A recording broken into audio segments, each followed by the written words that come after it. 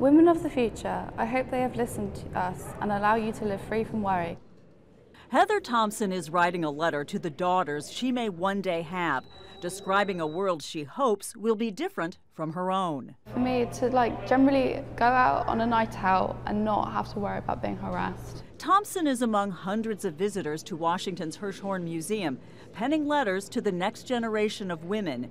To Future Women is a 6-month pop-up art installation inspired by the Women's March of 2017.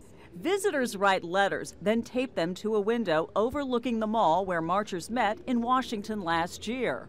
When I was little, I used to write letters to my future self because I thought it would be kind of cool. The project is the brainchild of artist Georgia Saxelby, who says her participation in the march inspired her to communicate to the young women of tomorrow. I want future women to know that we were thinking of them and that we understood that the changes we want for them as a culture, that we acknowledge our role today in creating those changes.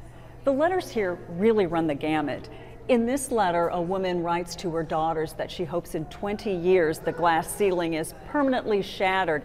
And in other letters, women talk about hoping to live in a world where they don't have to live in fear. Men are encouraged to contribute letters as well. Chris Beard says his 2 daughters inspired him to write about a world with unlimited opportunities. I don't ever want them to be held back. I don't ever want them to feel like they're less for any reason. Saxelby hopes to collect up to 3,000 letters. They'll be archived and opened in 2037 on the 20th anniversary of the Women's March. Saxelby thinks the time span is long enough for real change to happen and short enough for the next generation of women to appreciate the accomplishments of those who came before them. Diane, Eastabrook, Al Jazeera, Washington.